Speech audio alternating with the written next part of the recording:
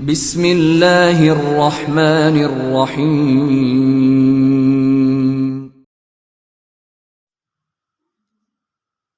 ہمارے پیارے آقا کریم صلی اللہ تعالیٰ علیہ وسلم نے فرمایا کہ ابھی میرے پاس جبرائیل علیہ السلام آئے تھے اور عرض کیا، اے محمد صلی اللہ تعالیٰ علیہ وسلم، مجھے اس ذات کی قسم جس نے آپ صلی اللہ علیہ وسلم کو حق کے ساتھ مبعوث فرمایا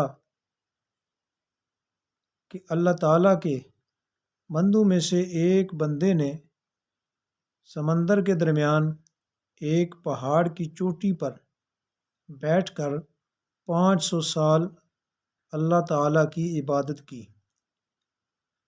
اللہ تعالیٰ نے اس پہاڑ کے نیچے میٹھے پانی کا ایک چشمہ اور ایک انار کا درخت اپنے اس عبادت گزار بندے کے لیے پیدا فرما دیا۔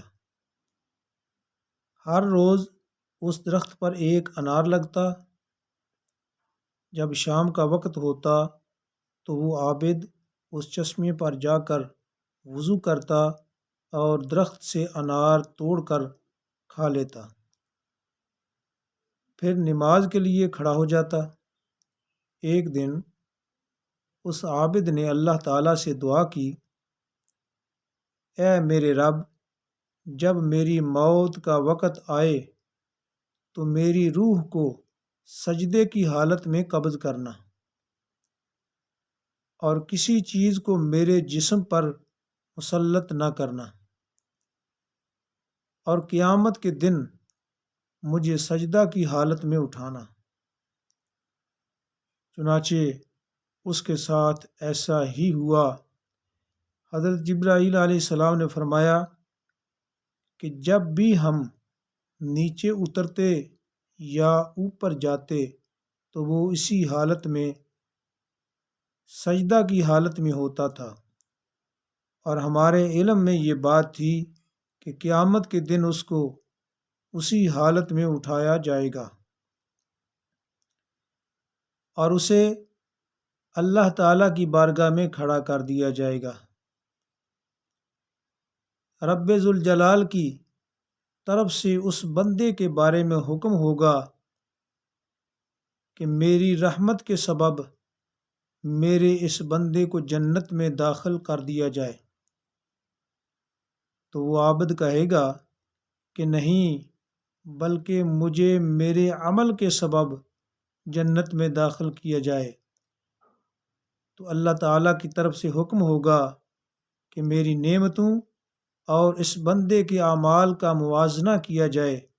چنانچہ صرف اس کی آنکھ کی نعمت اس کی 500 سال کی عبادت سے بڑھ کر ہوگی، اور باقی ساری نعمتیں بغیر اس کی عبادت کے اسے عطا کی گئی ہوں گی۔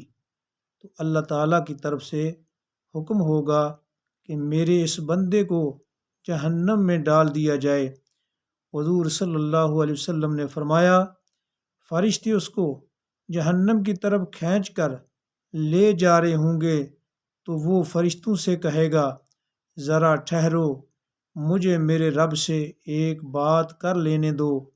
تو اللہ تعالیٰ کی طرف سے حکم ہوگا، اے میرے فرشتوں، ذرا ٹھہرو، اسے میری بارگاہ میں واپس لے کر آؤ۔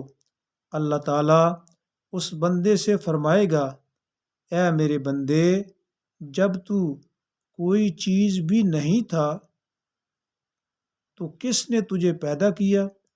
تو وہ بندہ عرض کرے گا، اے میرے پروردگار، تو نے ہی مجھے پیدا کیا۔ اللہ تعالیٰ فرمائے گا، کیا تجھے پیدا کرنا تیرے عمل کی وجہ سے تھا یا میری رحمت کی وجہ سے تھا؟ تو بندہ عرض کرے گا، یا اللہ، مجھے پیدا کرنا میرے عمل نہیں بلکہ تیری رحمت کی وجہ سے تھا۔ پھر اللہ تعالیٰ فرمائے گا، اے میرے بندے، 500 سال کی عبادت کی طاقت تجھے کس نے دی تھی؟ تو بندہ عرض کرے گا، اے میرے اللہ، تو نے ہی دی تھی۔ تو اللہ تعالیٰ فرمائے گا، سمندر کے درمیان پہاڑ پر تجھے رزق کون دیتا تھا، اور نمکین پانی کے درمیان میں سے تیرے لیے میٹھا پانی کس نے نکالا تھا؟ تو بندہ عرض کرے گا یا اللہ تو نے ہی تو سب کچھ کیا تھا۔ پھر اللہ فرمائے گا ہر شام کو ایک انار تجھے کون دیتا تھا، حالانکہ انار کے درخت پر تو سال میں ایک مرتبہ ہی پھل لگتا ہے۔ تو بندہ عرض کرے گا اے میرے اللہ مجھے انار بھی تو ہی دیتا تھا۔ پھر اللہ فرمائے گا کس نے تیری دعا کو قبول کر کے سجدہ کی حالت میں تیری روح کو قبض کیا؟ تو بندہ عرض کرے گا اے میرے رب یہ بھی تو نے ہی کیا۔ تو اللہ فرمائے گا اے میرے بندے جب یہ سب کچھ میری رحمت کی وجہ سے ہوا ہے تو میری اسی رحمت کی وجہ سے جنت میں داخل ہو جا۔